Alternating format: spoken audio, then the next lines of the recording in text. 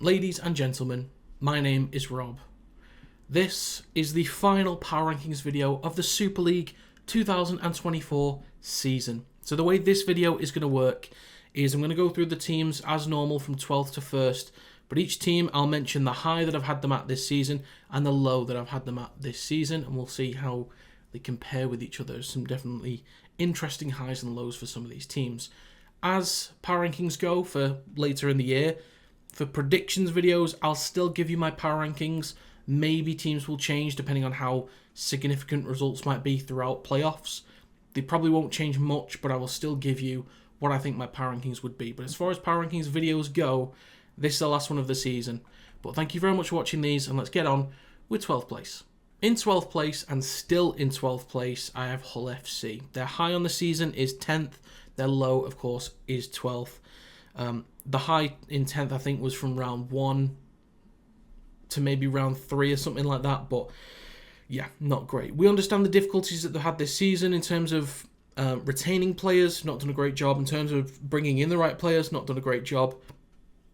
So, it has been a tricky one. They had Farmanu Brown. Could have been an exciting prospect, but he's a number 9. They played him at 7. Tex Hoy could have done a lot of damage for that team. They lost him halfway through the season. Jake Truman didn't feature much, and yeah, they've just not been able to really retain the best players and bring in the right ones as well. But this season, I understand, there's business reasons to why they haven't invested as much as they could have done. We all know this. It doesn't make for great rugby league, but I understand from a business perspective. But yeah, Hull FC finished the season in 12th. Moving on to 11th place, and still in 11th, I've got the London Broncos. Their high on the season is 11th, and of course their low is 12th place.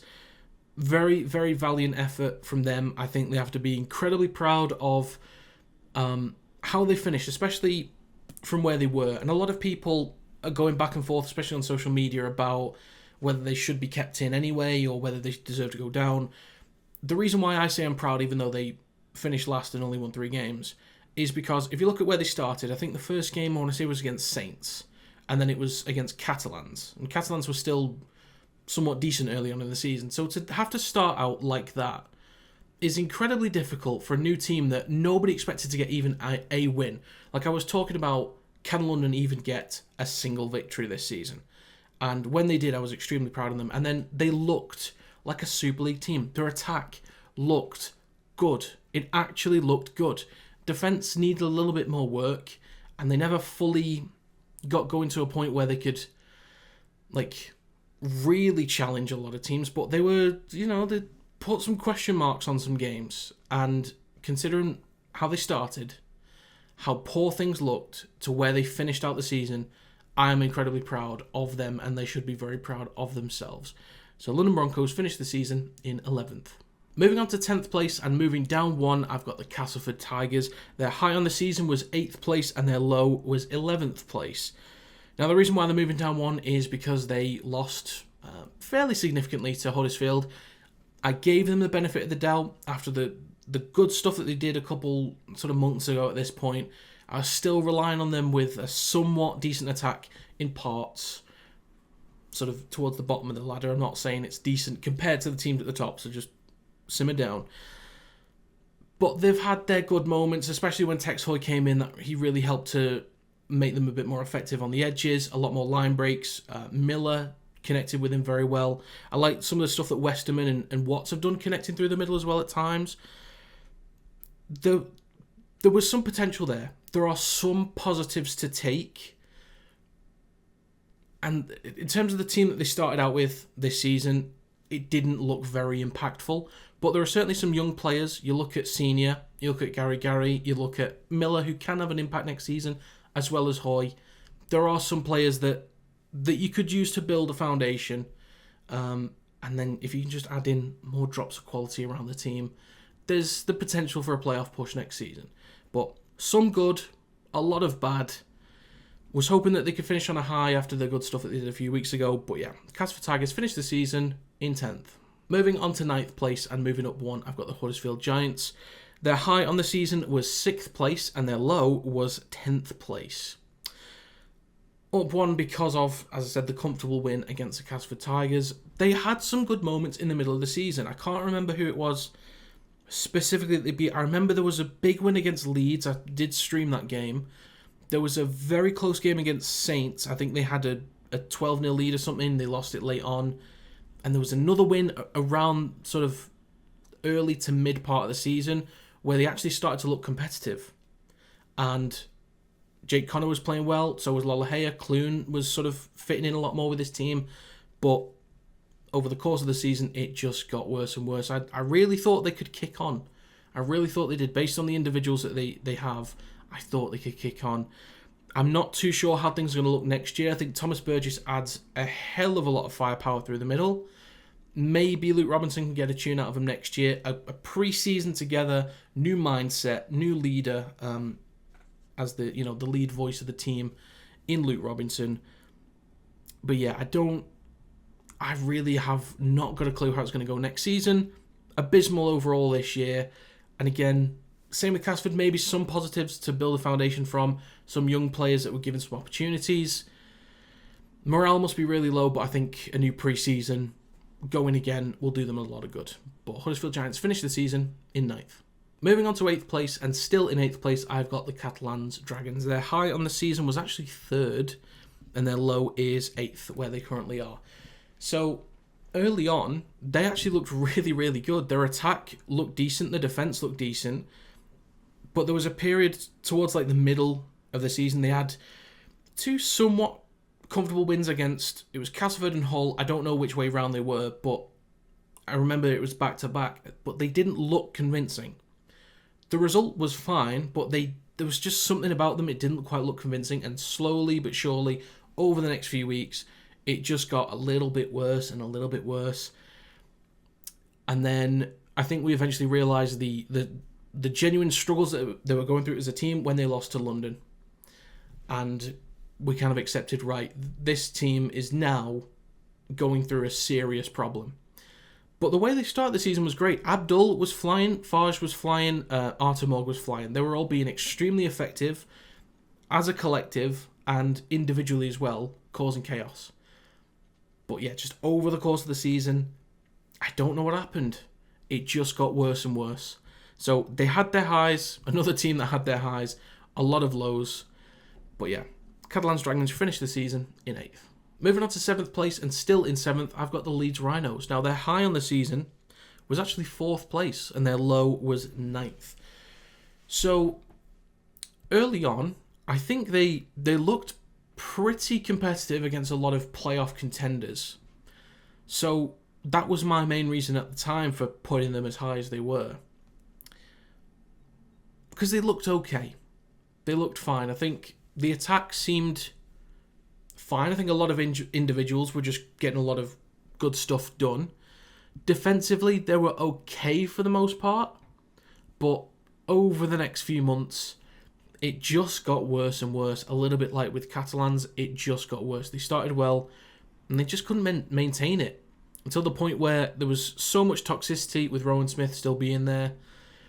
Brad Arthur helped to improve some things, some of the effort areas, but I think once the decline started, it never really looked like there was going to be an ascension. I think maybe after the win against Wigan, people started to think, right, well, here's a good chance for playoffs. Are they not necessarily grand final contenders, but are they a real deal now? Someone to be taken seriously, but it never really looked to be that. There was the slight question after that game, but they could never become a proper competitive team aside from very early on, but that changed quickly. So yeah, Leeds Rhinos finished the season in 7th. Moving on to 6th place, and still in 6th, I have St Helens. Their high on the season was 1st place. Their low on the season was 7th place. They looked really good early on. I think people forget just how good they looked. Their attack was flying, and I think even when they were going through their moments in the season where they struggled, whether it was even with their key players or without their key players, people forgot just how much of a platform they'd set in terms of attack. There were certainly complaints. Sometimes they weren't really sure what they were doing on the 3rd and 4th and 5th tackle, and There were some effort areas defensively where they looked to be opened a little bit more than perhaps, previous Saints teams would be. And then the moment that they started losing their key players, it just fell apart for them. And that's, I have sympathy for that because that's happened to Warrington at some points over the years. That's happened to Wigan, especially this season. They had a dip at some point. So they dealt with a lot. They started out the season extremely well. They dealt with a lot of adversity with players going down. And I think it's been difficult for them to try and regain that kind of form that they were in very early on. In parts, they've shown it, but it's not really felt in this back half of the season that they've actually been a proper team because they've been so disconnected with the changes they've had to make. Some of the positives, of course, are the young lads that have been given opportunities. Hopefully they'll be given some more next season. I always like to see young players come through given chances, and I think some of them will definitely get more minutes. And I think with some of the interesting signings they've got, Cal Felt and Tristan Saylor, who may be either 1 or 6 next season, probably 1 for Wellesby to go at 6, probably. We'll see where the young lads can fit in. But great start for Saints, horrible second half, but finished the season in 6th. Moving on to 5th place, and still in 5th, I have the Salford Red Devils. Their high on the season was actually 3rd place, and their low was 8th place. It has been very up and down for them this season. It's been, for a long time, it was difficult to really get a grasp on them. I think the height for them was probably around the time that they beat Hull KR a few weeks before they got battered in the Challenge Cup. But there was a point where Salford were playing at a very high level. Their kicking game was great. Mark Sneed was really performing at a very high level. Their attack was spreading the ball deep in their own half, taking risks, going at teams. And then they're another team that it started to kind of spiral a little bit, but they caught themselves pretty quickly. They didn't let it get too bad for too long. They turned things around, became more consistent, got back to the basics, executed things very nicely. Never really reached that peak again, but since they regained control of themselves, always looked like a consistent playoff caliber team. Maybe not right near the top, but at least looked like genuine contenders to be safe in the playoffs. But yeah, it's been a bit up and down for them, but the back half of the season, or the final third, very solid from them. Nothing too high, but definitely not many lows at all. So Salford Red Devils finished the season in 5th. Moving on to 4th place, and still in 4th, I've got the Leeds Leopards. Now, their high on the season was 3rd place. Their low was actually 9th place. The reason for their low, I think they started out the season extremely poorly. We all remember that. I think I can't remember the exact record. I remember at least 1 win and 5 losses. It could have been like 1-6, 1-7. I'm not too sure how bad it got, but it was a rough start. There were some serious key injuries that they were dealing with early on. Edwin Apape was one. I can't remember how many weeks he was out for, but it felt like a while. So they were without him and without some others. I can't remember specifically who it was, but they struggled. They really did. There was a point where you just couldn't excuse the injuries. The replacements, they have to step up. It's next man up mentality, and you've got to make an impact at some point. And they just never really got that until they got their key players back in. They built up the chemistry over time. They started looking really good. Their form was excellent. You really started to see the turn. Probably in the Challenge Cup quarterfinals against Hull KR. Very competitive effort against a very high caliber team. And then they just started to kick on from there. Wasn't always perfect. Defensively, still have my issues. But in terms of attack, they look very, very quick, connected nicely. And I think individuals that maybe weren't performing too well, personally to me, early on, started to pick up the performances. Leotelli improved. Zach Hardacre improved. Charnley was on the back end of a few more tries in the second half.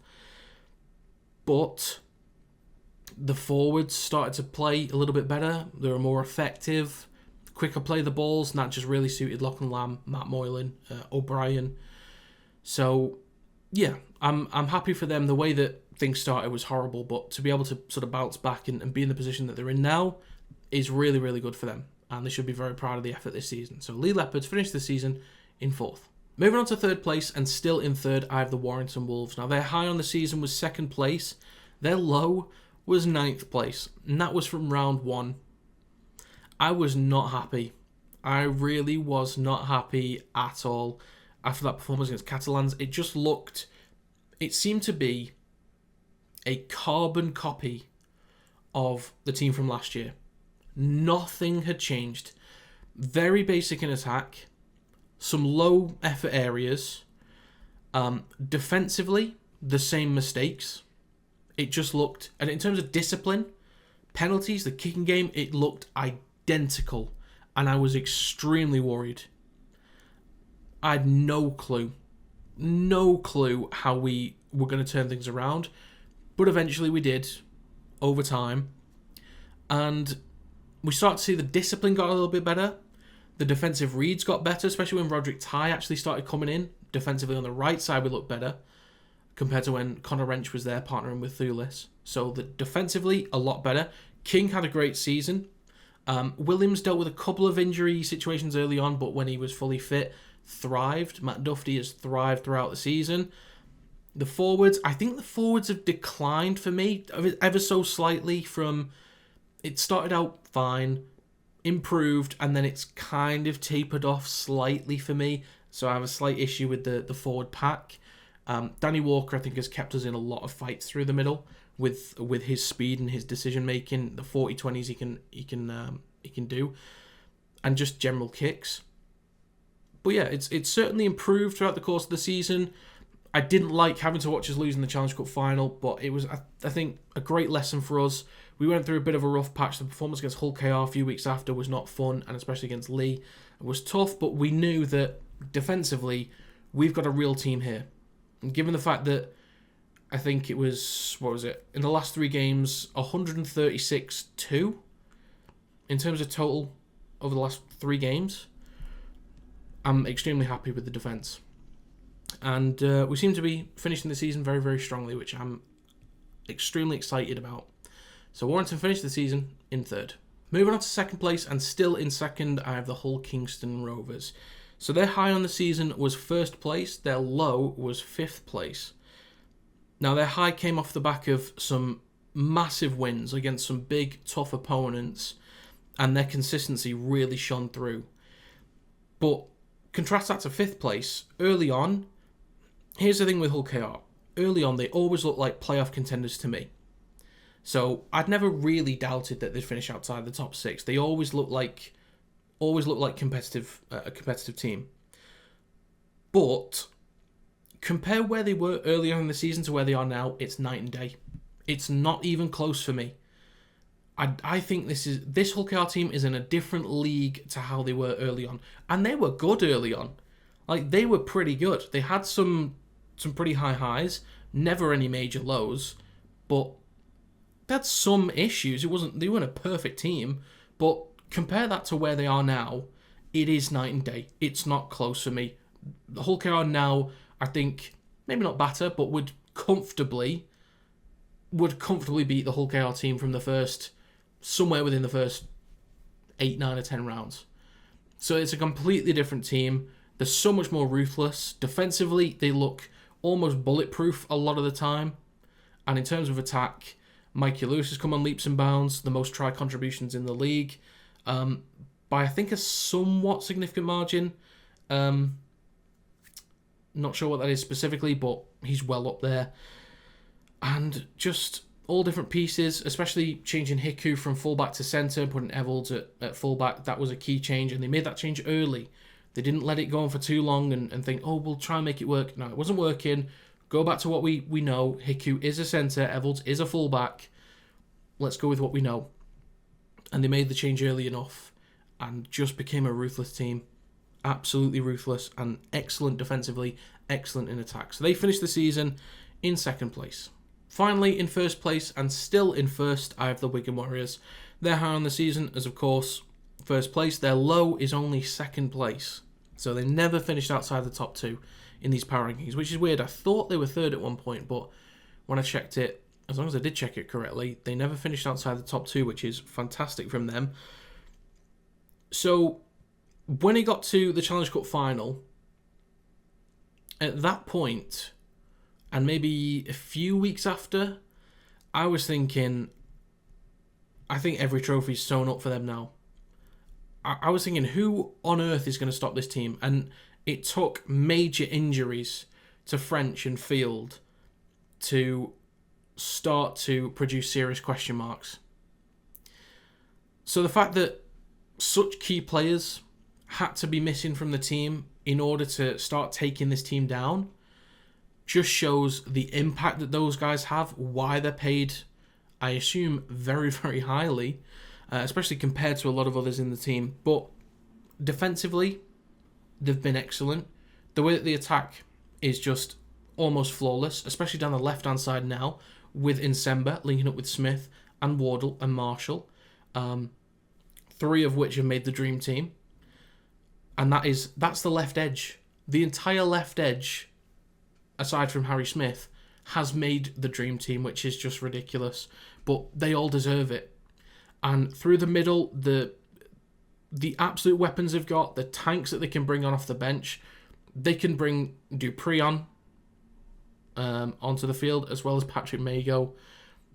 It's just, the weapons they've got it's just absolutely ridiculous. And I think the way that they recovered after those key injuries was very important for them. And they just look like a real classy team now.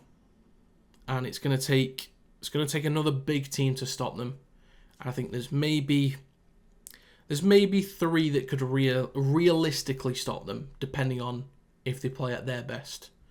But that's Wigan Warriors, who finished the season in first. So that is going to be it for my Super League Round 27 power rankings. If you enjoyed this video, feel free to leave a like and subscribe to the channel to stay up to date with more Rugby League content coming soon. But if you would also like to become a member of the channel and support me and the work that I do for this channel and these videos, I'd greatly appreciate if you could join people like Lloyd Elias, who are a member of the Kinetic Rugby League channel. But that is going to be it. Thank you very much for watching, and I will see you next time.